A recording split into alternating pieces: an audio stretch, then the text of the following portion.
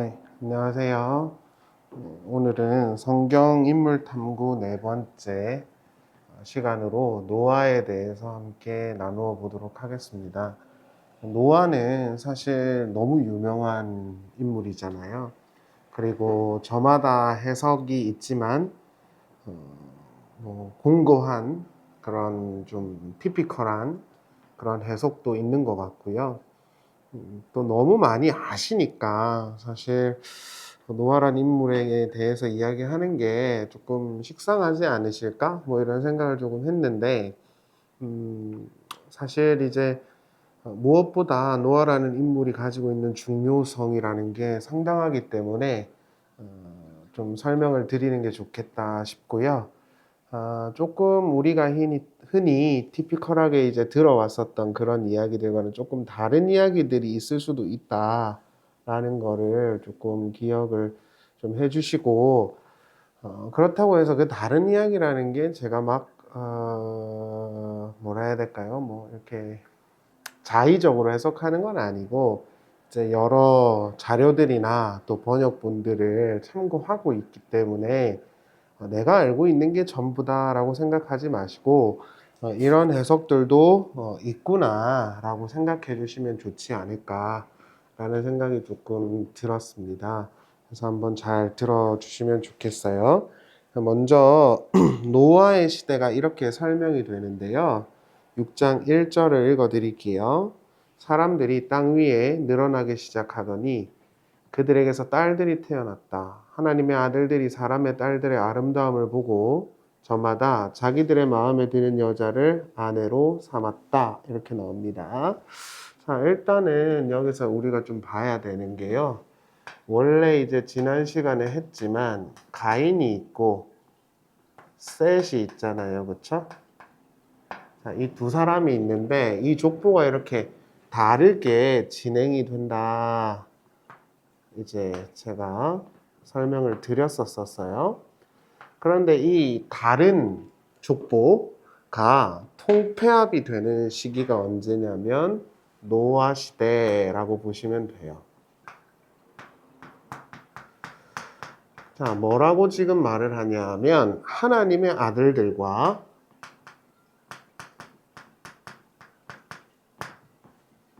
사람의 딸들이 서로 결혼을 했다 그러죠. 그러니까 이거는 단순히 그냥 뭐 결혼했어 이런 게 아니라 믿음의 사람들이 세속화되었다라는 걸 보여주는 표현이라고 할 수 있겠죠. 그죠? 그래서 성도들이 하나님의 백성으로서 구분된 그런 삶의 목적이나 가치관이나 삶의 양식을 가지지 않고 세상 사람들과 똑같이 동화되었더라라고 설명하는 대목이라고 우리는 충분히 추론할 수가 있게 돼요. 그러니까 노아 시대 때 가장 큰 문제는 뭐라고요? 악이 만연했다? 그게 중요한 게 아니라 하나님의 택함 받은 백성들이 자신들의 어떤 택함 받은 목적이나 삶의 양식이나 가치관 따위들을 전혀 생각하지 않고 세속적으로 살았다라는 게 문제였다라고 우리는 이제 추론할 수가 있는 것입니다. 실제로 이제 보시면은 이제 노아 시대 때 시대를 이렇게 성경이 표현할 때 저마다 자기 눈에 보기에 좋은 대로 행했다 뭐 이런 이야기가 나오거든요. 그러니까 하나님은 이제 없고 내가 보기에 좋은 대로 행하고 또 아내로 삼고 뭐 이런 것입니다. 근데 보고 취하다 이 단어가 전부 다 아담이 선악과를 보고 취하다라는 그 단어랑 똑같아요. 그러니까 결국에는 아담의 그러한 죄성인 모습이 결국 만연했던 시대다 이렇게 보시면 돼요. 하나님은 없어지고 전부 다 자기의 눈에 보기에 좋은 걸 추구하고 찾고 쫓았던 시대다 이렇게 보시면 돼요. 그럼 그런 시대가 정말 행복했을까요? 자, 6장 11절을 보시죠. 하나님이 보시니 세상이 썩었고 무법천지가 되어 있었다 이렇게 나오거든요.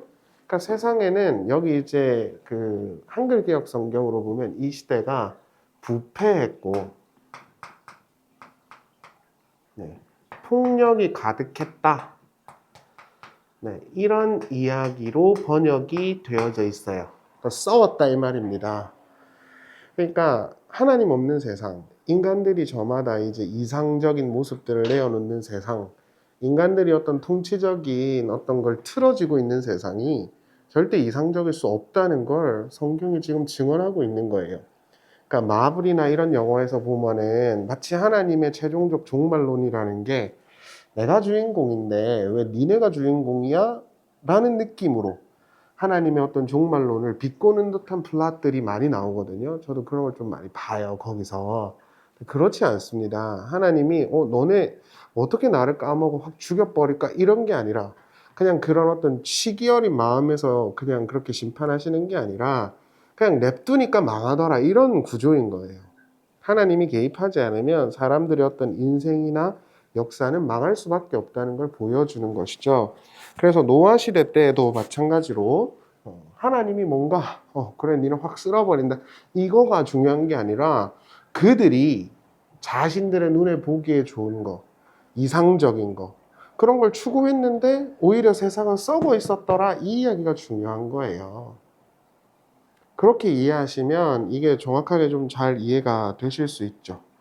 하나님께서 뭐라 그러시냐면 창세기 6장 3절을 보시면 주님께서 말씀하셨다. 생명을 주는 나의 영이 사람 속에 영원히 머물지 않을 것이다. 사람은 살과 피를 지닌 육체요. 그들의 날은 120년이다. 그래서 머물지 않다에 상응하는 그 히브리어 단어가 딘이에요. 싸우다, 이런 뜻입니다. 내가 너네들이랑 이제 싸우지 않을 거야. 간섭하지 않을 거야. 너네가 너네의 목적을 향해서 열심히 달려갈 때 하나님께서 여기서 틀어 막아 주시는 게 아니라 니네 마음대로 해, 이런 뜻이에요. 니네 마음대로 가, 이렇게. 그래, 그 잘 되나 봐라. 근데 부패했다 그러죠. 그러니까 이게 패망의 원인입니다. 하나님이 일부러 잘 되고 있는 세상에 들어와서 왜 나 주인공 안 시켜줘? 라고 화내시는 게 아니라 하나님이 없는 세상 자체가 썩었다고요. 그리고 멸망할 수밖에 없다라는 거예요. 이 가운데서 이제 한 인물이 등장을 하는데 그게 누구냐면 노아라는 인물이죠. 자, 아시다시피 노아는 굉장히 창세기에서 중요한 그 스탠스에 있습니다. 누구랑 제일 비슷하냐 하면 아담이랑 비슷하죠. 하나님이 창조를 하시고 그 에덴 농사를 맡기셨던 아담처럼 노아도 하나님께서 이 땅에 보내실 그 최종적 심판 이후에 하나님의 나라의 그 땅을 관리하는 사람으로 등장하는 게 노아이기 때문에 이 둘은 굉장히 유사한 구조를 가지고 있다, 이렇게 보시면 돼요. 그런데 이제 여기서 한 가지 이제 여러분들이 좀 듣기 힘드실 수도 있는 이야기를 하나 할 텐데, 창세기 6장 8절을 보면 이런 말씀이 있어요. 그러나 노아만은 주님께 은혜를 입었다, 이렇게 나옵니다. 그러니까 세상은 이렇게 지 마음대로 살아가는데 노아만 하나님이 은혜를 입혀주셨어, 이렇게 지금 이해가 된 번역인데 사실 이 번역은 오역이 맞아요. 그러니까 제가 좋아하는 분들도 은혜를 입었더라 라고 설교하신 걸 제가 많이 들었습니다. 그리고 그걸 뭐 틀렸다, 그 사람들이 틀렸다, 이렇게 말하고 싶지는 않아요. 그렇지만 그건 오역이 맞습니다. 왜냐하면 창세기 6장 8절을 보면 바 노하우 맞자 헨 베엔의 아두나, 이렇게 되어 있어요. 그러나 노아는 맞자 찾았다는 뜻이에요.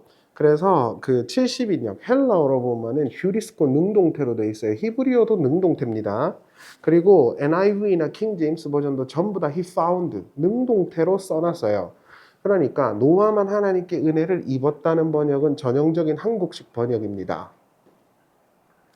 사실은 히브리어를 봐도 그렇고 다른 번역본들을 봐도 그렇고 노아는 은혜를 입었다라고 번역하는 건 적합하지 않습니다.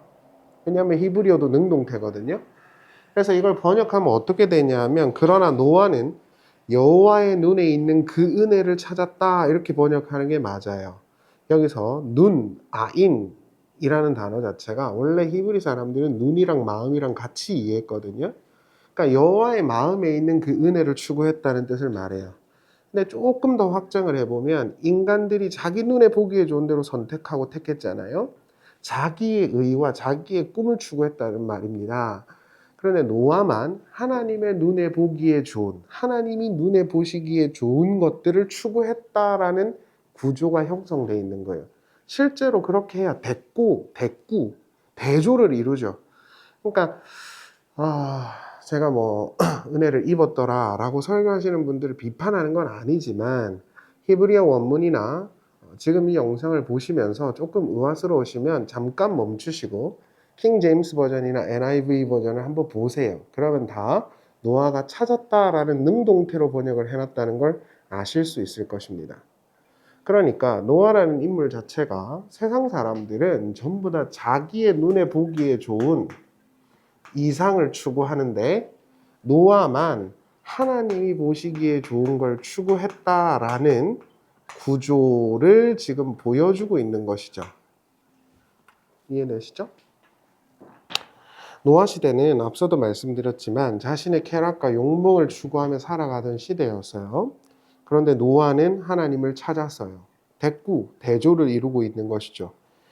따라서 이 노아라는 인물은 단순히 우리가 그래 나도 이 자기밖에 모르는 세상 가운데에서 나도 하나님의 뜻을 찾는 사람이 돼야지 라는 어떤 결심을 주는 인물로 해석하기보다는 유일하게 하나님의 뜻을 찾으신 분 예수 그리스도라는 분을 은유하고 있다라고 볼 수 있어야 될 것 같아요. 실제로 노아의 이름 뜻이 뭐죠? 노하, 쉼이란 뜻입니다. 안식이란 뜻이란 말이에요. 노아는 안식이거든요. 그러니까 결국 이런 구조로 우리가 볼 수 있죠. 그러면 우리는 어떻게 이걸 읽을 수 있느냐? 노아가 누구랑 같이 방주를 만들고 그 방주를 타죠? 가족들이 타죠. 맞죠? 자, 예수 그리스도라는 분의 가족들도 최종적인 하나님의 그 나라에 이르게 될 것이다 라는 걸 우리가 이해할 수 있어요. 구조적으로. 자, 예수 그리스도의 가족이라는 말을 헬라어로 이렇게 씁니다. 스페르마토스라고 해요. 제가 이 단어에 꽂혀가지고 유튜브 이름도 잘 찾기도 어려운 스페르마토스라고 했거든요. 근데 이 스페르마토스는 가족이란 뜻이에요. 권속이요. 하나님의 가족들 이렇게 말했을 때 에베소서에서 그 단어가 스페르마토스입니다. 그러니까 노아 이야기는 하나님의 뜻을 열심히 순종해가지고 구원에 이르게 된 어떤 신앙인의 표상이라기보다는 하나님이 요구하시는 것을 유일하게 다 이루실 수 있는 분 예수 그리스도와 그 예수 그리스도의 가족된 이들이 하나님의 구원에 최종적 구원에 이르게 될 것이라는 것을 은유하고 있다라고 볼 수 있는 것이죠. 괜찮으시죠? 실제로 이 노아라는 사람은요, 단순히 방주만 짓지는 않았어요. 노아가 한 일들을 보면은 이런 이야기들이 있거든요. 베드로후서 2장 4절을 한번 보죠. 하나님이 범죄한 천사들을 용서하지 아니하시고 지옥에 던져 어두운 구덩이에 두어 심판 때까지 지키게 하셨으며 옛 세상을 용서하지 아니하시고 오직 의를 전파하는 노아와 그 7 식구를 보존하시고 경건하지 아니하는 자들의 세상에 홍수를 내리셨으며 여기서 보시면 베드로는 노아가 의의 전도자, 의의 전파자라 그래요. 노아가 의의 전파자.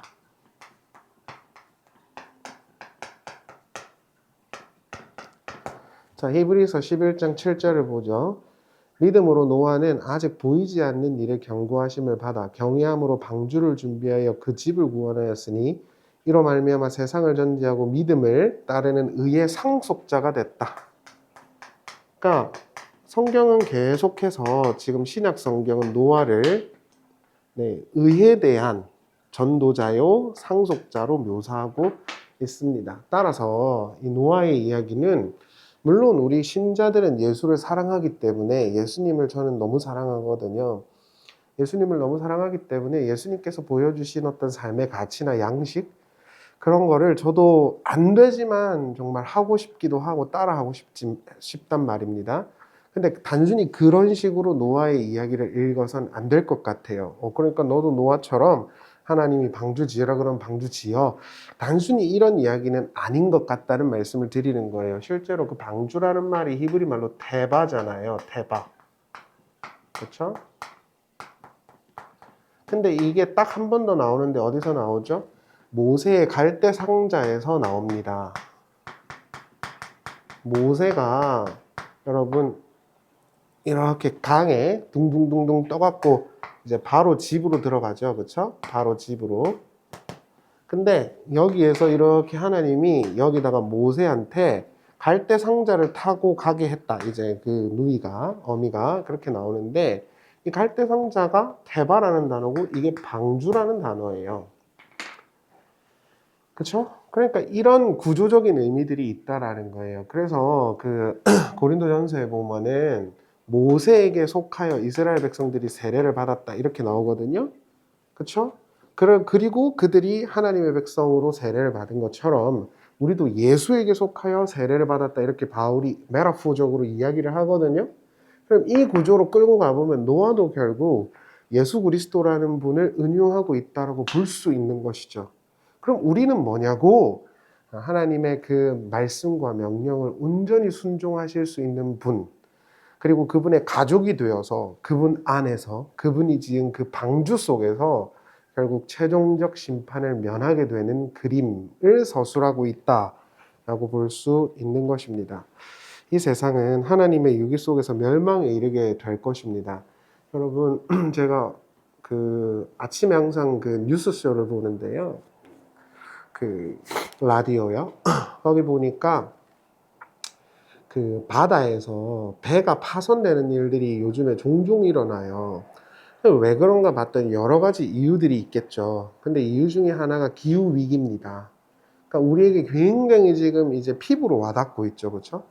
인간들이 정말 과학과 문명을 아무리 발전시켜도요. 어, 이상적인 유토피아가 이 땅에 임하지 않습니다, 여러분. 반드시 하나님 없는 세상은 멸망하게 돼 있어요. 그 가운데서 우리는 예수 그리스도에게 속하여서 하나님의 그 최종적 심판을 면하고 하나님의 나라에 들어가는 그런 구조를 가지게 될 것입니다. 실제로 뭐 그 노아의 시대는요, 그 제일 오래 산 무드셀라가 있던 시대잖아요. 그러니까 그 시대에는 과학과 문명이라는 게 굉장히 발전을 했었을 거거든요. 그럼에도 불구하고 하나님은 그 세상을 심판하셨고 그 심판에서 살아남은 사람은 의의 전도자요 상속자인 노아밖에 없었던 거고 그 노아의 가족들은 노아 안에서 구원을 받은 것이죠. 마찬가지로 예수 그리스도라는 분, 이 세상 모두가 다 이기적이어서 자기밖에 모르는데 하나님의 뜻과 하나님의 그 진리 때문에 죽으시고 그 말씀을 모두 이루신 분 예수 그리스도, 그리고 그분 안에서 그분의 가족이 된 자들이 최종적 심판을 받지 않고 하나님의 영원한 백성의 나라로 이동하게 되어지는 그림이 노아와 그 방주의 메타포 속에 있지 않는가 우리는 생각해 볼 수 있을 것입니다. 그래서 여러분, 우리가 예수님처럼 우리가 당연히 신자로서 거룩하고 착한 삶을 살아야죠. 당연히. 그러나 그거에 여부와는 상관없이 우리의 구원자시고 우리를 구원하시는 주인이신 예수 그리스도 안에서 우리가 구원을 받았다는 것, 그리고 최종적 심판도 결국 예수 그리스도 안에 있는 자들은 면하게 될 것이라는 것, 그것을 이 노아의 이야기가 설명하고 있다라고 볼 수 있을 것 같습니다. 모쪼록 노아에 대한 이러한 이해와 해석들도 있을 수 있다, 또 있다라는 걸 생각해 보셔서 또 성경에 대한 풍성한 이해를 가지시고 위로와 평강을 좀 누리셨으면 좋겠습니다. 감사합니다.